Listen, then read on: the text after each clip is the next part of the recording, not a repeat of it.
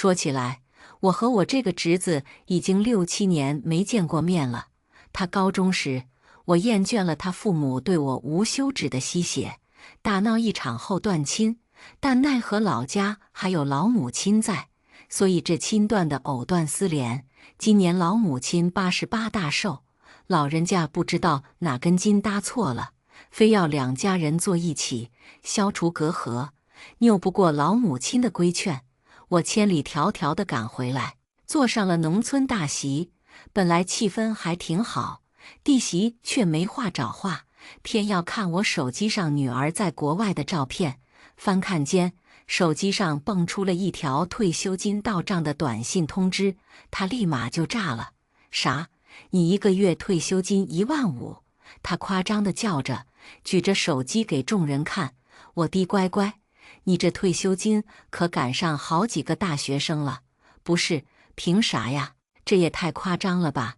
弟媳话音刚落，就见角落里一直打游戏的侄子突然站起来，他啪一下将手机拍在桌子上，指着我：“这他妈什么世道？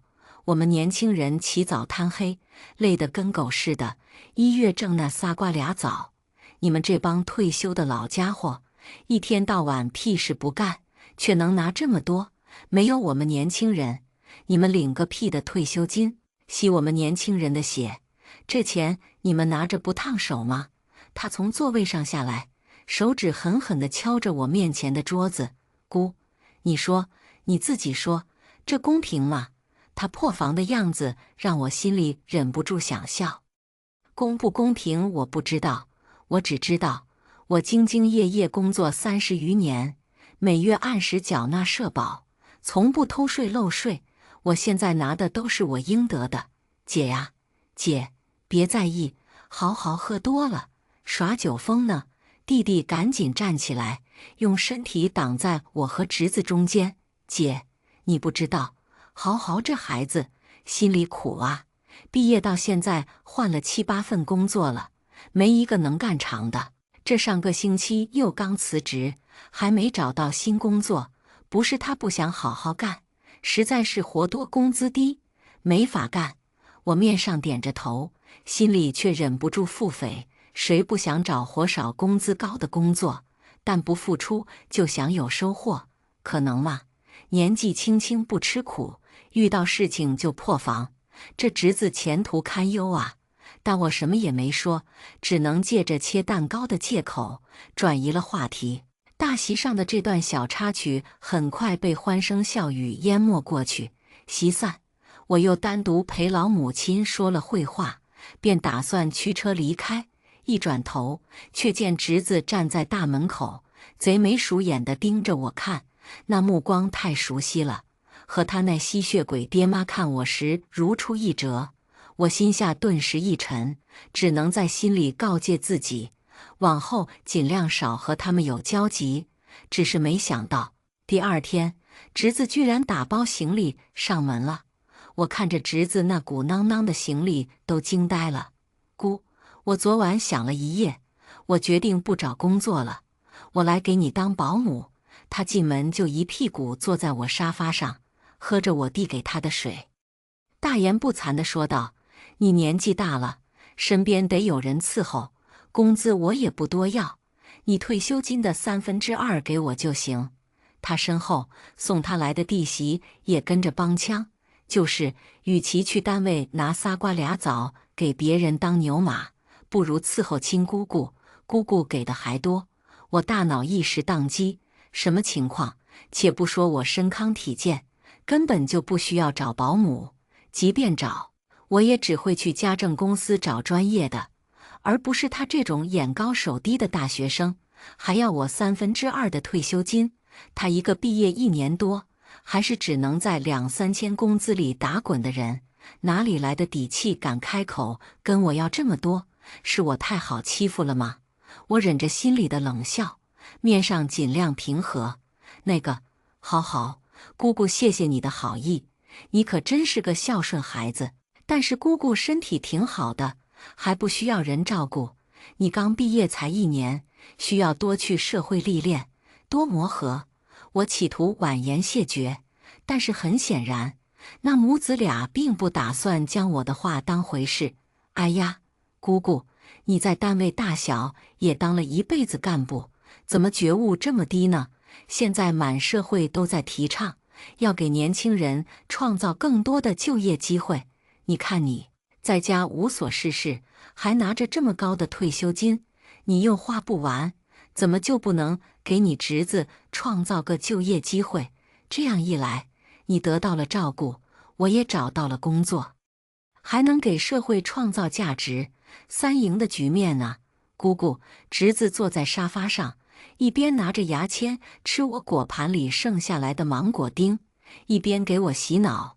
我看着他巧舌如簧的样子，以及他身后不断捧臭脚的弟媳，心里忍不住冷笑连连。果然不是一家人不进一家门，自己在社会上混不开，就开始打我的主意，用我30多年辛苦工作得来的退休金养你们家的小吸血鬼，没有10年脑血栓，还真想不出这样的损招来。看来6、7年的断亲也没能断了他们吸血鬼的习性。既然这样，那我可就不装了。我陡然变了脸，冷冷说道：“这是什么话？谁还嫌自己钱多不成？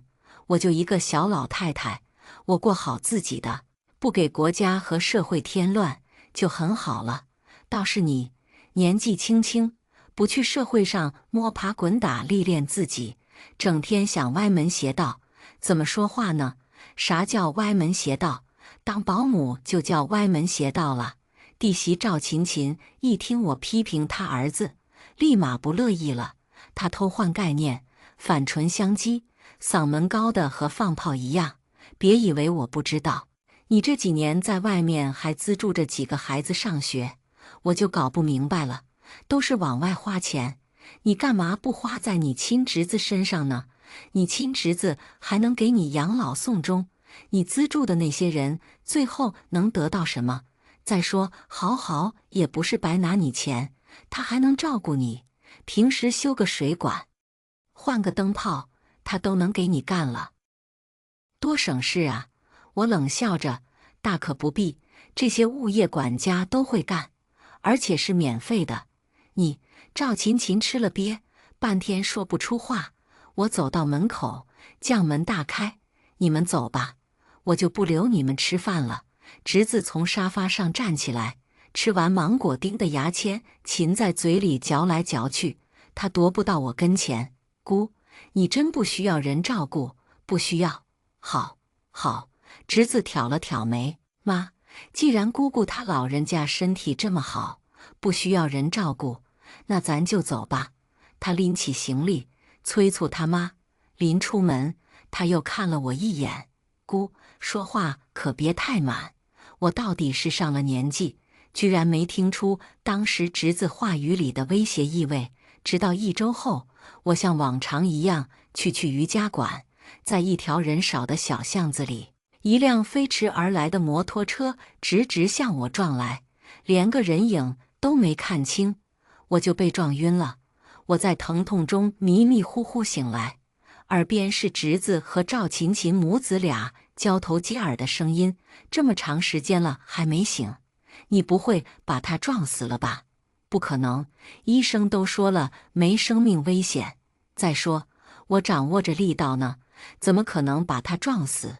我要的是他的钱，又不是他的命，那他怎么还没醒？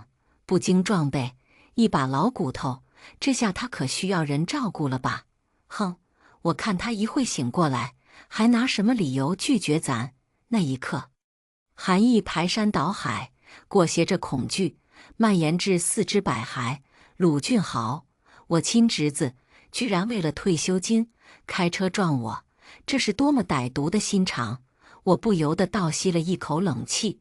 我强迫自己冷静下来，在心里快速分析眼前的形势。鲁俊豪这一撞，直接刷新了我对他的认知。他比我想象中的更难对付，更心狠。我不可能去硬碰硬。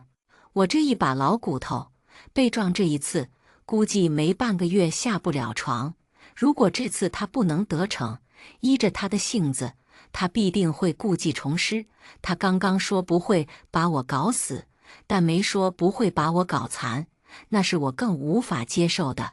所以思来想去，我决定先稳住他，再从长计议。有了主意，我便闭着眼哼哼唧唧起来，目的是给他们提个醒。我马上就要醒过来了，有些话别说了。果然，两人听到我的哼唧声，立马停止了交谈。我睁开眼，茫然四顾，我怎么了？我这是在哪儿？母子俩快速交换了下眼神。赵琴琴先开口了：“姐，你忘了吗？你被车撞了。”我配合地摇了摇头：“哎呀，那你肯定是撞到脑子，一时想不起来了。就2个小时前，你被一辆摩托车撞了，那里也没监控，让摩托车跑了。警察查看了你手机上的最近联系人，给豪豪打了电话，他一接到电话就火急火燎地往你这里赶。”赵琴琴说着，回头撩起了侄子的裤腿：“你看，路上还摔了一跤。”我侧目看去，鲁俊豪的膝盖处伤得确实不轻，虽然已经用碘伏涂抹过，依然看得到刮擦的伤痕。就在我努力回忆他这一摔是不是发生在和我撞击的那一刻时，鲁俊豪突然挣脱了他妈的手，迅速放下裤腿。这点伤算什么？姑姑才是最重要的。我云云姐整年在国外，姑姑身边没个可以使唤的人，我当侄子的就得首当其冲，担起这个责任来。赵琴琴一听，立马泪眼婆娑地抓住了我的手：“姐，你看，豪豪多懂事啊，你那些年没白疼他。”我看着母子俩一唱一和的样子，心里冷笑连连。断亲6、7年，他演戏是越发精湛了。哦，对了，医生说你腿骨折了，要上石膏。你伤得这么厉害，身边肯定离不开人，不如就让豪豪留在这里照顾你吧。行啊，我豪爽地应道。他们没想到我这么爽利地应下来，居然一愣。我忍住心里的鄙夷，继续说道：“我现在这样确实需要人照顾，既然豪豪有这份心，那就让他照顾吧。”赵琴琴兴奋的简直要原地跳脚。哎呀，那真是太好了！豪豪从小就和姑姑亲，现在终于有机会孝敬他姑姑了。哦，你渴了吧？等着，我给你倒杯水。我从刚醒过来，嗓子就干得火辣辣的疼，嘴上也爆皮连连。但娘俩为了先说服我，愣是视而不见。现在目的达成了，又殷勤成这样，势利眼可算是被他们研究明白了。水杯慢悠悠地递到我跟前，我接过，嘴巴刚碰到杯沿，鲁俊豪就刷一下将一张纸递到我跟前：“姑，虽然咱是亲戚，但该公事公办还得公事公办。既然你决定要我照顾你了，那咱们就签份劳动合同吧。”这确实是我始料未及的。我本来就是出于迂回之计才答应让他照顾我，但我没想到他搞这一出，居然拿合同束缚我。那明晃晃的3年期限，刺得我眼晕。我看着面前虎视眈眈势在必得的母子俩，感觉自己像极了案板上的鱼肉。但没辙，老伴10多年前去世，唯一的女儿还远在国外求学，我又不能自理成这个样子，可不就是任人宰割？狠狠咽下心里的不甘，我开始讨价还价。3年不行，太长了，真想签，那就1年1签。说完，我盯着那母子俩，短暂的无声较量后，赵琴琴开口了：“行，1年1签也行，都是亲戚，怎么着不行？签，快签！”他胳膊肘用力倒着鲁俊豪，另一只手却拉着我，将笔塞在我手里，生怕下一秒我就要反悔一样。我在心里哀哀叹口气，挥笔写下了自己的大名。成了。随着赵琴琴的一声欢呼，合同落到了鲁俊豪手里，他指头将合同弹得哗哗响，面上尽是得意的神色。妈，你先在这陪着，我回去收拾行李。姑，你等会把你家指纹锁密码发到我手机上。说完，他风一样跑了出去。我看着他可憎的背影，以想吃楼下的野馄饨为借口，支走了赵琴琴，然后按动床头铃，喊来了护士。我要求护士提高我的护理等级，帮我找最好的护工，确保我完全恢复才能出院。我首先要养好身体，才能和这群豺狼斗智斗勇。接下来的几天，小护士按照我说的，带着护工，凡事亲力亲为。鲁俊豪像个监工一样，每天来一早一晚来病房转悠2圈，就再也不见踪影。我懒得和他计较，秋后算账，总有算的时候。只是没想到，等我完全康复出院回到家以后，我才彻底傻了眼。客厅的沙发上，鲁俊豪和一个穿着清凉的女孩正滚在一起，亲得吧唧响。茶几下的地毯上，各种果汁果皮到处都是。我不禁怒火中烧，将行李箱往地上重重一摔。鲁俊豪慌忙起身，看到是我，无所谓的笑了：“姑，是你呀，吓我一跳。你出院怎么也不提前给我打个电话，我好去接你呀。用不起呀。”我嘲讽地说道：“我给你打了7、8个电话，都是无人接听，你该不会是故意的吧？”鲁俊豪努嘴：“那可能是我刚才太投入。行了，我面露鄙夷，谁允许你随便把人往家里带的？赶紧撵走！”鲁俊豪却一把搂住女孩的脖子：“姑，这不是别人，这是我女朋友莹莹，这是姑姑，快喊姑！”女孩白眼快要翻上天，撇着嘴老久才不情愿地喊了我一声。我自然懒得理，直接怒斥鲁俊豪：“你的身份是保姆，懂吗？保姆就是来干活的，不是带狐朋狗友来享受的。”鲁俊豪依旧一副死猪不怕开水烫的样子：“姑，我带他来，就是为了能更好地照顾你呀。姑，你看，你是女的，我是男的，男女有别，我照顾你肯定有不方便的时候，但有莹莹在就不一样了。我照顾不到的，她可以替我。姑，你花1份钱，享受2个人的照顾，你赚大了。”他油嘴滑舌、竭力狡辩的样子，让我不由犯恶心。呵呵，是吗？那行，先把家里打扫干净吧。还有，我饿了，给我做碗海鲜疙瘩汤，等我睡醒了送我房间。说完，我走进卧室，关闭了房门。我听见客厅里传来争执声：“我是来享福的，不是来伺候人的。我不会收拾，更不会做什么疙瘩汤。小乖乖，这哪用得着你动手？我早就想好了，卫生找保洁，疙瘩汤找外卖。我现在工资可是1万，谁还干这些下贱活？哇，亲爱的，还是你脑子聪明。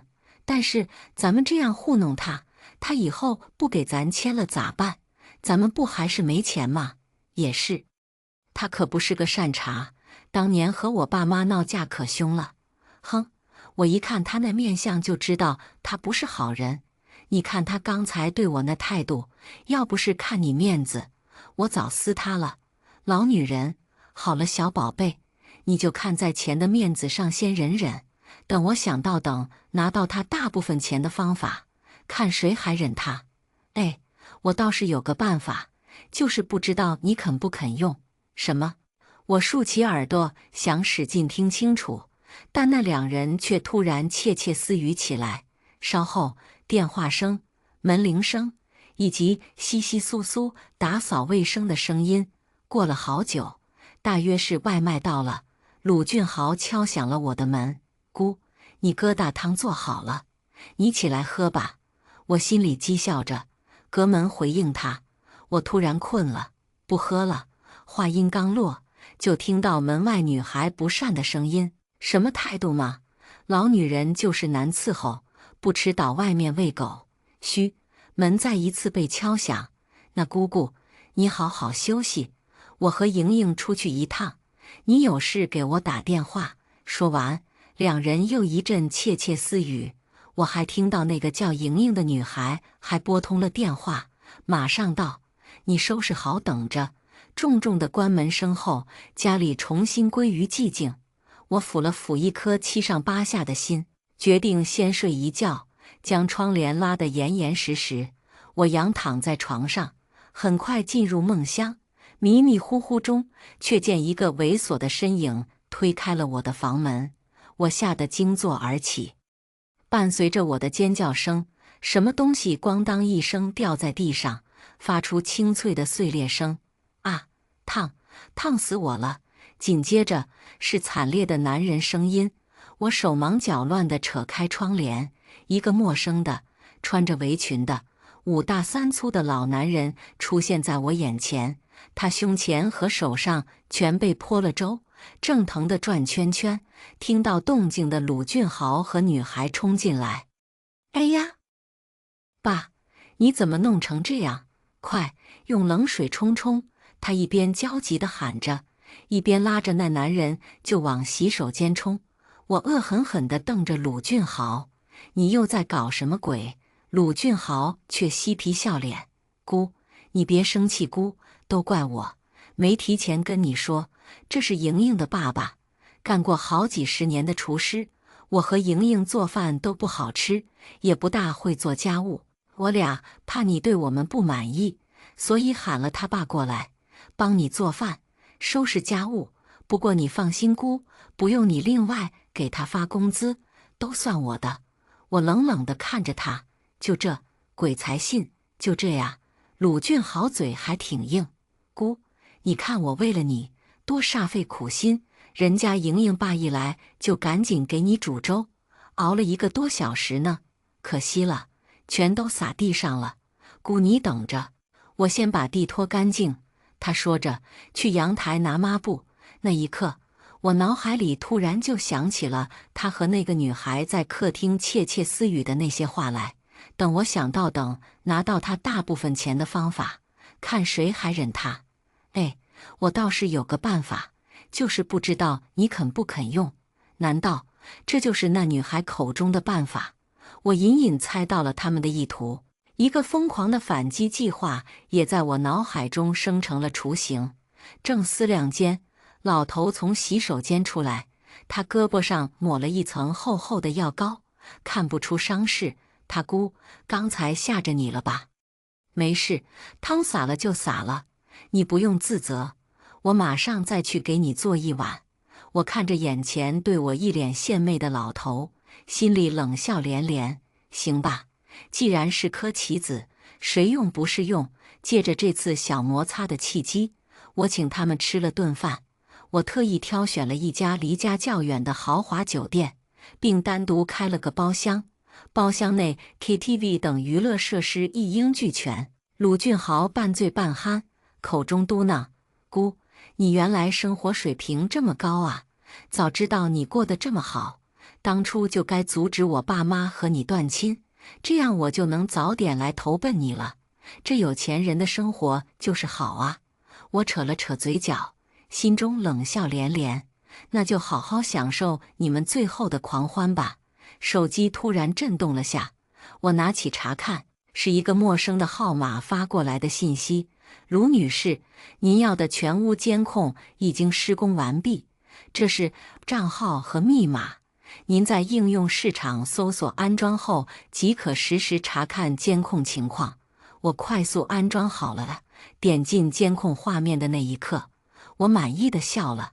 他们这3个蠢货，以为我请他们吃饭是向他们示好，其实我不过是把他们从家里骗出来，方便工作人员在家里安装全屋监控而已。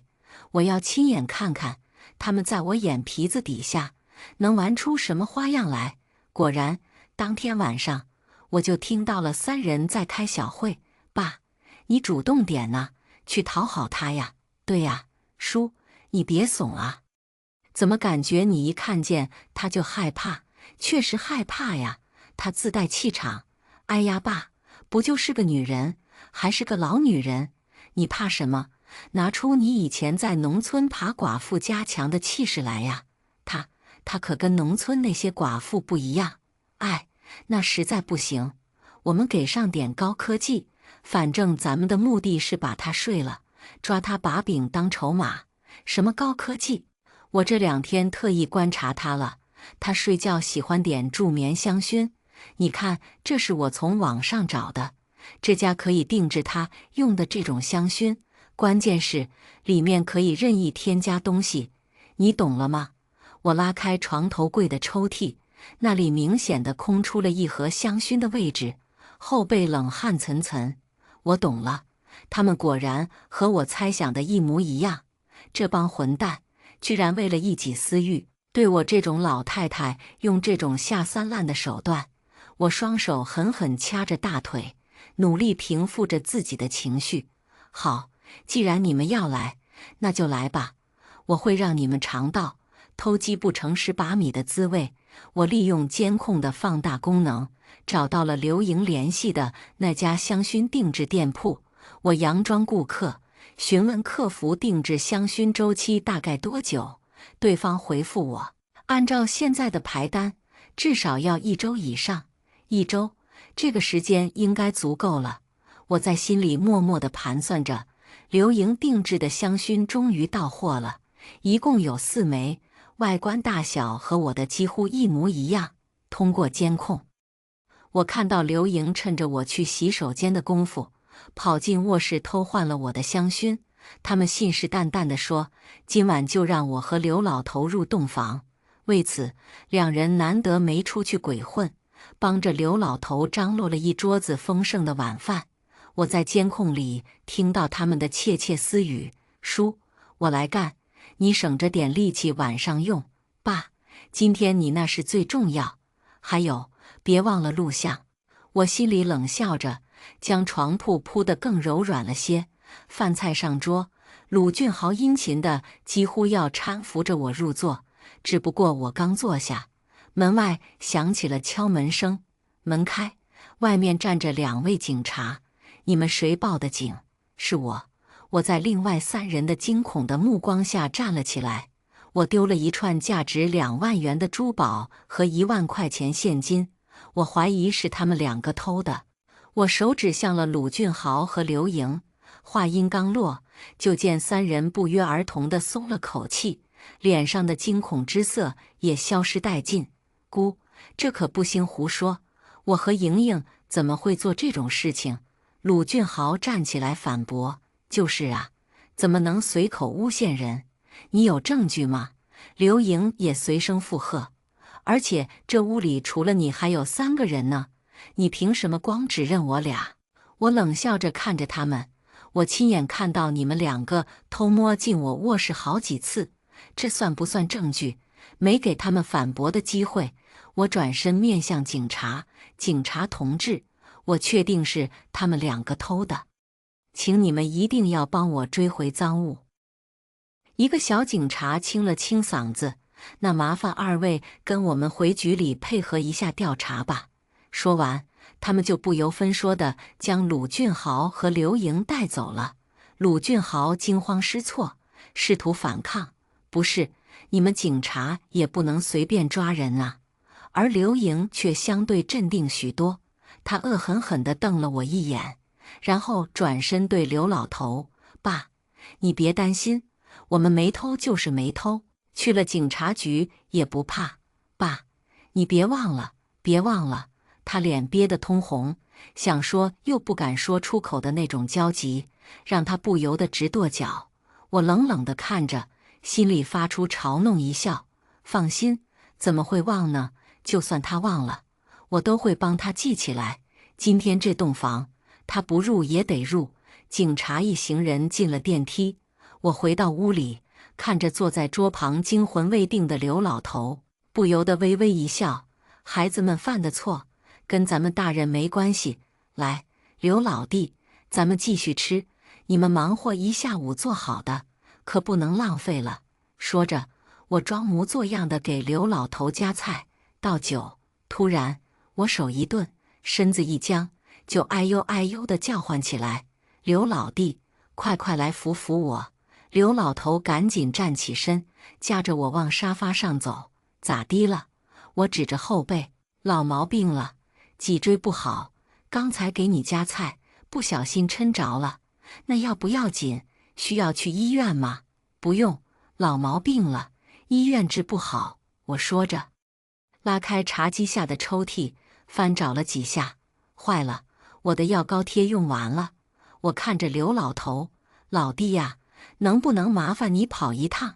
我这个病，只有城南一个老中医家里的药膏最管用，但你看，不知道什么时候用完了，我也忘了备着，能不能这样？我给你叫辆车，你跑一趟，帮我拿几贴回来。刘老头不疑有诈，爽利地答应了。于是我打开叫车软件，装模作样的操作一番后，将一个车牌号发到刘老头手机上。司机已经在下面等着了，你换下衣服就下去吧。谢谢你呀，刘老弟。哎呦，我太疼了，要去床上躺着了。你回来的时候，直接给我送进去就行。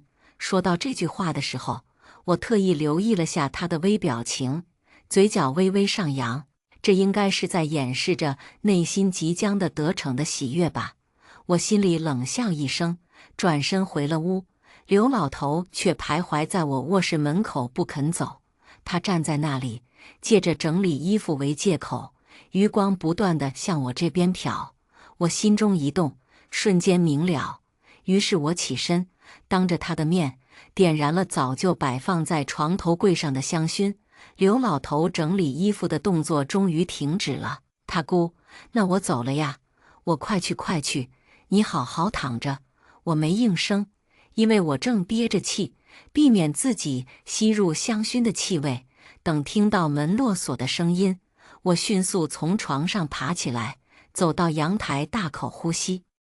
我拨通了赵琴琴的电话，豪豪突然被警察带走了。你快来！电话打出去10分钟，赵琴琴就火急火燎地赶过来了。她焦急地敲了敲我家的门铃，发现门并没有上锁，就推门进来。屋里漆黑一片，她姑，人呢？豪豪电话怎么一直打不通呢？她一边说着，一边掏出手机，想要借助屏幕的光亮找到灯的开关。我也趁着这微弱的光亮，瞅准时机，从门后出来，一棍子将他撂倒。他闷哼一声，栽倒在地上。我抚着狂跳的心脏，确定他没被我打死后，深吸了好几口气才缓下来，像拖死狗一样。我拽住赵琴琴的胳膊，将她一路拖进了我的卧室，扒光了她的衣服。我将她扔在床上，灯光调暗，为防止意外，我又给她戴上了一副眼罩。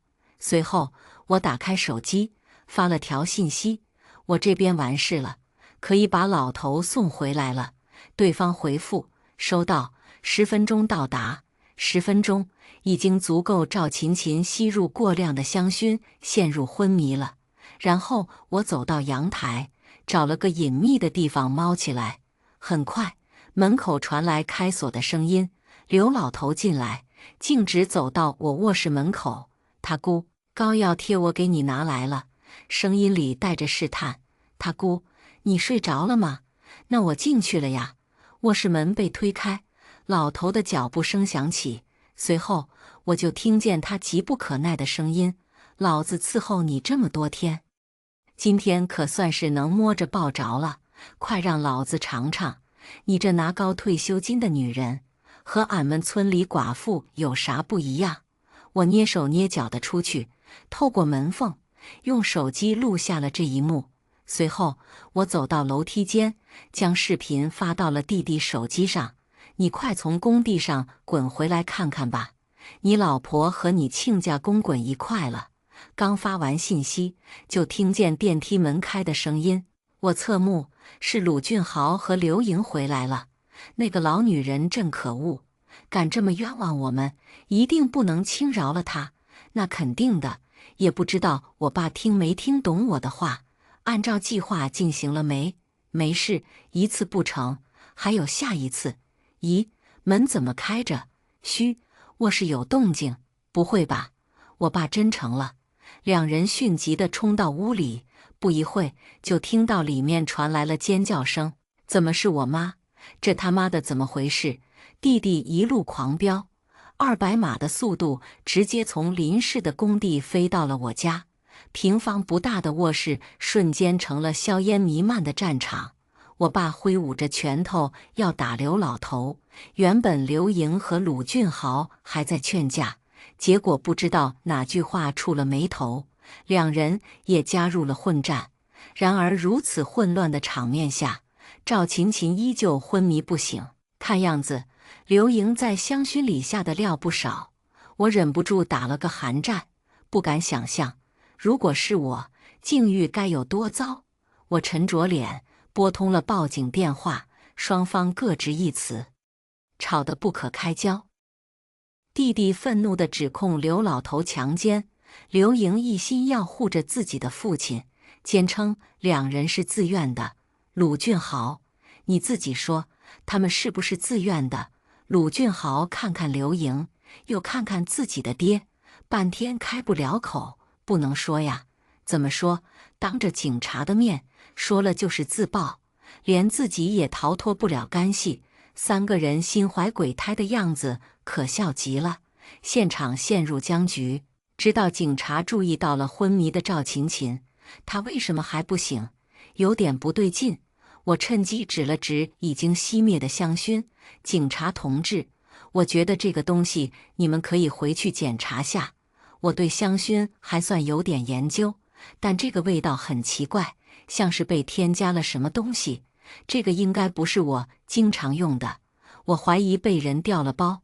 刘莹的脸立马就变了，她不可思议地看着我，眼里全是惊惧。还不待警察行动，赵琴琴悠悠转醒。怎么了？怎么这么多人？